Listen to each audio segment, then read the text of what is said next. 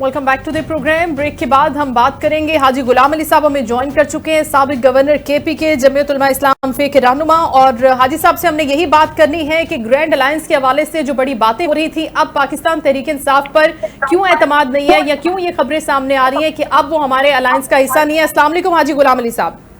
وعلیکم السلام. بہت شکریہ سر آپ کے قیمتی وقت کا. ابھی شاندار گلزار صاحبہ سے بات ہو رہی تھی, اور کیونکہ حافظ حمداللہ صاحب یہ سٹیٹمنٹ دے رہے ہیں کہ پاکستان تحریک انصاف کے ساتھ کچھ معاملات پر تحفظات تھے, کچھ وضاحتیں ان سے چاہیے تھی, وہ دے نہیں سکے. تو غلام علی صاحب کون سے معاملات ہیں؟ یہ شاندانہ صاحبہ کو بھی علم میں نہیں تھا, تو اگر آپ بتا دیں گے تو ہمارے علم میں بھی آ جائے گا, ان تک بھی یہ بات پہنچ جائے گی کہ کون سے ایسے معاملات ہیں جن پر پاکستان تحریک انصاف سے آپ کے تحفظات ابھی بھی برقرار ہیں اور وہ وضاحت نہیں دے پا رہے. بسم اللہ الرحمن الرحیم. بہت شکریہ. دیکھیے, دو سے زیادہ سیاسی جماعتوں کا جب الائنس ہو رہا ہے جی, تو اس میں جماعتوں کی جانب سے, ہماری جانب سے بھی کچھ ایشو ہوں گے اور کچھ ایشو پی ٹی آئی کی جانب سے ہوں گے, کچھ ایشو دیگر جماعتوں کی جانب سے ہوں گے. اس پر مشاورت اور بات چیت جاری ہے. جو ملک کا 1 پوائنٹ ایجنڈا ہے اس پہ تقریباً نہیں 100% تمام سیاسی جماعتیں متفق ہیں. اور وہ 1 پوائنٹ ایجنڈا یہ ہے کہ الیکشن جو ہے وہ دانڈی زدہ الیکشن تھے, وہ بالکل مینج شدہ الیکشن تھے, اور ملک میں اکثر الیکشن ہو جائے. یہ ہمارا بھی مطالبہ ہے متفقہ, یہ پی ٹی آئی کا بھی مطالبہ ہے متفقہ, اور یہ باقی سیاسی جماعتوں کا بھی متفقہ مطالبہ ہے. نمبر 1, اس پہ تمام کسی کا بھی کوئی الجھن نہیں. اب درمیان میں چونکہ مرکزی جماعت اور پی ٹی آئی کی مرکزی جماعت مذاکرات کر رہی ہے, اس میں کچھ ایشو ہوں گے, تو اگر اس ایشو پہ مذاکرات کرنے سے پہلے ہم بات چیت کریں تو پھر ہماری مرکزی قیادت پھر کیا ہمیں کہے گی. اس لیے ہم کہتے ہیں کہ مرکزی قیادت بات چیت کر رہی ہے, اور جب پاکستان کی سیاسی جماعتوں کا اور خاص کر 2 بڑی سیاسی جماعتوں کا جب اتفاق رائے پیدا ہو جائے گا تو آپ دیکھ لیں گے کہ پھر پی ٹی آئی کی قیادت اور ہماری قیادت آپ کے سامنے ہوگی.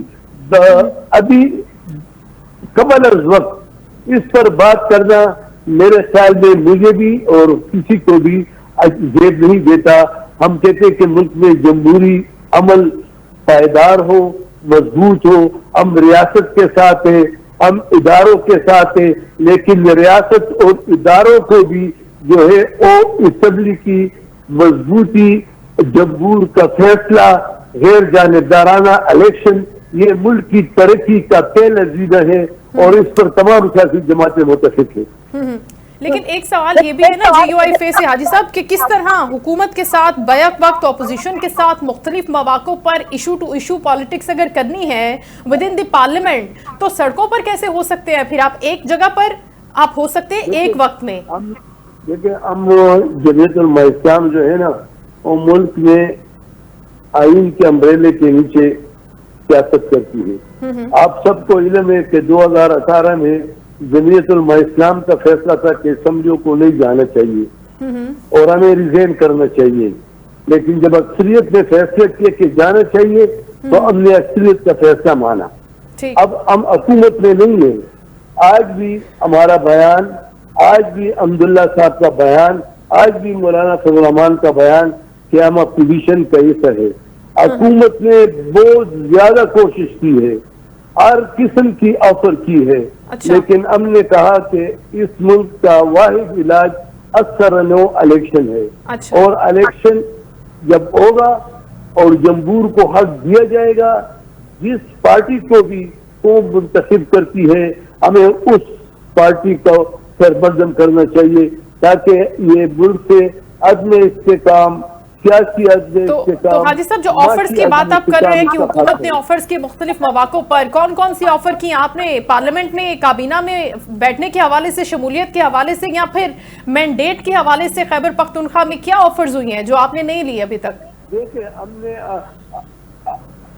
अब खैबर पख्तूनख्वा की तो हम बात नहीं करते। अच्छा, इसलिए कि ठीक है, उनको एक अक्सरियत मिली है और हम कहते हैं कि ये ठीक नहीं है, पूरे मुल्क में ठीक नहीं है।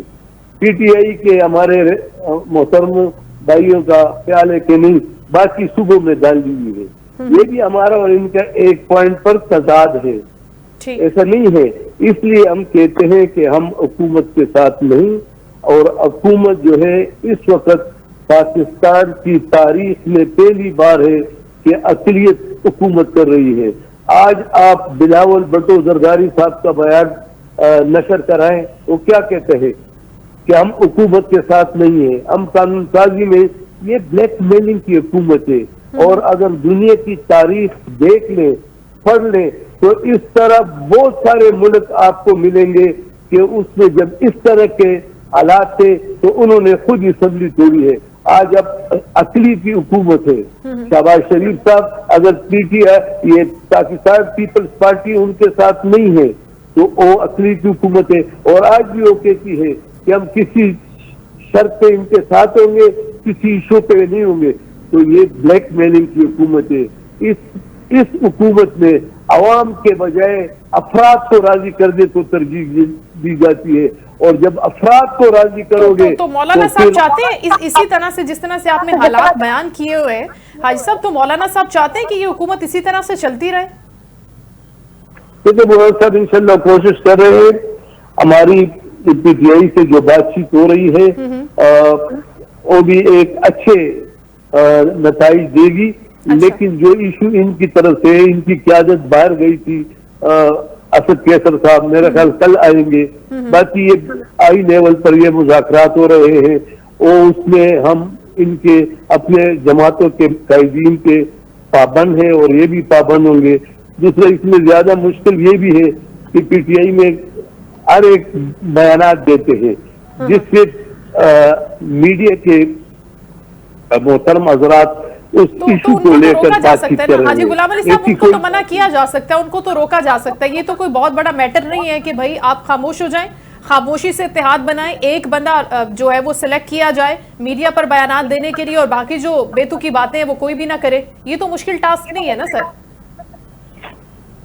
देखिए, इस वक्त ऐसी हालात है कि मुल्क में एक गैर मुंतखब हुकूमत बैठी है, और वो भी अक़लियत में बैठी है, और जमहूर का, बेरोजगारी का, महंगाई का, बदअमनी का, इस हवाले से कोई भी बात नहीं कर रहा।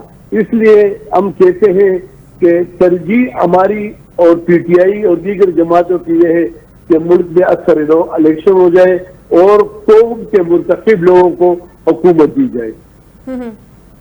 ठीक है, बहुत शुक्रिया। हाजी गुलाम अली साहब हमसे गुफ्तगू कर रहे थे इस अहम मौजू पर। उनका यही कहना था कि अभी हम बैठेंगे पाकिस्तान तहरीक इंसाफ के रहनुमाओं के साथ, और उसके बाद ये बातचीत आगे बढ़ेगी, लेकिन उसके साथ साथ कुछ चीज़ें हैं जो हमें तय करनी होंगी। और इसके साथ साथ उन्होंने ये भी कहा कि ये हुकूमत जो है ये अवामी मैंडेट के साथ नहीं आई। अवाम का जो मैंडेट है, फ्री एंड फेयर तरीके से इलेक्शन अगर होते हैं और फिर अवाम की मुंतखब हुकूमत आती है, तो फिर वो हुकूमत आगे बढ़ेगी और उसके साथ ही JUIF होगी। लेकिन इस तरह से कहना पाकिस्तान पीपल्स पार्टी की जानिब से कि हम किसी एक इशू के ऊपर गवर्नमेंट के साथ हैं, लेकिन right after the other issue हम गवर्नमेंट के साथ नहीं हैं, तो फिर ये एक ब्लैकमेलिंग की हुकूमत है। ये कोई जमहूरी हुकूमत नहीं है। ये अपने अपने सियासी मफादात की खातिर, सियासी एजेंडाज की खातिर, अपनी पार्टी पोजीशन की खातिर हुकूमत बनाकर बैठे हुए हैं। लेकिन JUIF का ये मकसद है कि अवाम के जो हकीकी नुमाइंदे हैं वही हक़ हुक्मरानी रखते हैं और वही इक़्तिदार में आए और वही उन पर हुक्मरानी करें। लेकिन इसके बाद देखना होगा कि आने वाले वक्त में पाकिस्तान तहरीक इंसाफ कितने अच्छे तरीके से इस ग्रैंड अलायंस को लेकर आगे बढ़ती है, या फिर पाकिस्तान तहरीक इंसाफ के अंदर जो इश्यूज पहले से मौजूद हैं मजीद उनको हवा मिलती है और उन्हीं पर गुफ्त शनीद और बातें जारी रहती हैं। एक और इशू है जिस पर बात करनी है और जिस पर बड़ी डेवलपमेंट भी सामने आ रही है, और वो कनाल्स का इशू है, सिंध की कनाल्स का मसला। इस पर पंजाब में और सिंध में बहुत ठनी हुई नजर आ रही थी, लेकिन अब हम देख रहे हैं कि मेल मुलाकातें हो रही हैं और कुछ स्टेटमेंट्स ऐसे आ रहे हैं वफाकी वुज़रा की जानिब से कि अब ये गोया बर्फ जो है पिघलती हुई नजर आती है और थोड़े से मामलात सुलझाव की तरफ आ रहे हैं। पाकिस्तान पीपल्स पार्टी के रहनुमाओं से जब भी हमने कैनाल्स के मामले पर बात की तो उन्होंने कहा कि ये मसला हल हो जाएगा, इस मसले को हम हल कर लेंगे। लेकिन जहां पर हम देखते हैं कि सियासी तरीके से इस मसले को ख़राब करने की कोशिश की जा रही है तो हम उसको ख़राब नहीं करने देंगे। इसी इशू पर हम देखते हैं आने वाले वक्त में कि अब वाकई ये बर्फ़ पिघलती हुई नज़र आ रही है या नहीं नज़र आ रही। इसके ऊपर आने वाले दिनों में कुछ मज़ीद चीज़ें जो हैं वो खुलकर सामने आएंगी और हम भी जानने की कोशिश करेंगे कि आने वाले दिनों में क्या हुकूमत अपनी पोजीशन को छोड़ते हुए, बात को समझते हुए, अंडरस्टैंड करते हुए, सिंध के अवाम के हुकूक को समझते हुए क्या इस इशू से विड्रॉ करती है और इसे रिजॉल्व करने की कोशिश करती है या नहीं करती। इसके साथ साथ जो कैनाल्स का मामला है वो खासी हद तक सीरियस भी हो गया था, क्योंकि हमने देखा कि पंजाब में भी तो पानी की किल्लत है और सिंध भी एक अरसे से पानी की किल्लत का शिकार है। लेकिन इस पानी की किल्लत के शिकार सूबों को क्या कोई अल्टरनेटिव वे दिया जाता है, कोई अल्टरनेटिव रास्ता दिया जाता है, या फिर दोनों जानिब से एक जो आग है वही बरस रही है। अब उस आग को जो ठंडा करना है, क्या उसमें कोई इंटरवीन कर रहा है, कोई अपना रोल प्ले कर रहा है, ये आने वाले वक्त में हम देखेंगे। लेकिन दूसरा अहम इशू और शो का दूसरा हिस्सा जिसमें हम बात करते हैं, आज हमने बात करनी है कैथोलिक मसीहों के मजहबी पेशवा पोप फ्रांसिस के हवाले से, जो आज सुबह 88 बरस की उम्र में इंतकाल कर गए हैं। उनकी वफात के साथ ही कैथोलिक चर्च में सोग और रस्मी कार्रवाइयों और नए पोप के इंतखाब का सदियों पुराना एक मुनज़्ज़म अमल शुरू हुआ है। वेटिकन के बयान के मुताबिक पोप फ्रांसिस का इंतकाल सुबह 7:35 पर हुआ और उनकी मौत की तस्दीक वेटिकन के महकमे सेहत के सरबराह और कार्डिनल चैम्बरलेन ने की। कार्डिनल चैम्बरलेन पोप की मौत की सरकारी तस्दीक पर मुश्तमिल एक दस्तावेज तैयार करते हैं जिसके साथ डॉक्टर की रिपोर्ट भी मुंसलिक होती है। बाद अज़ां वो पोप की निजी दस्तावेजात को महफूज करते हैं, उनकी रिहाइशगाह को मुकम्मल सील करते हैं। पोप की वफात के 4 से 6 दिन के बाद पोप की तदफीन की जाती है और पूरे रोम भर में 9 रोज़ा सोग जारी रहता है।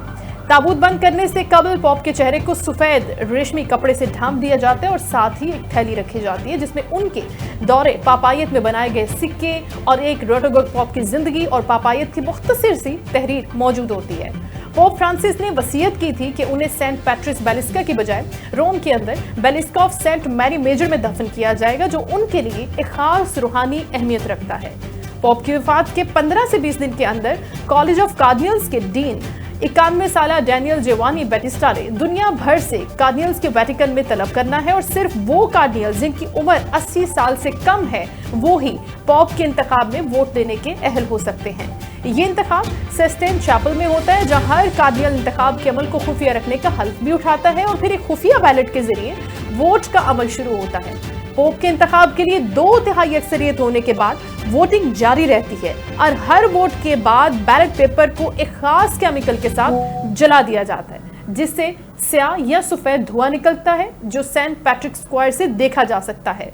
चिमनी से निकलने वाला काला धुआं इस बात की अलामत होता है कि पोप का इंतखाब नहीं हो सका, जबकि सफेद धुआं नए पोप के इंतखाब का इशारा होता है। नए पोप का इंतखाब होने के बाद कॉलेज ऑफ कार्डिनल्स का डीन मुंतखब पोप से पूछता है कि क्या वो ये मनसब कबूल करते हैं और वो बतौर पोप खुद को किस नाम से मुखातिब करवाएंगे, जिसके बाद नए पोप का बाकायदा तौर पर ऐलान कर दिया जाता है। तो ये एक पुरानी रस्म है, मुनज़्ज़म तरीक़ाकार है जिसके ज़रिए नए पोप का ऐलान होता है, मुंतखब करने का पूरा प्रोसेस होता है। इसके साथ ही नाज़रीन शो का वक्त खत्म हो, अपना ख्याल रखिएगा। इंशाल्लाह कल आपसे दोबारा मुलाकात होगी। अल्लाह हाफ़िज़।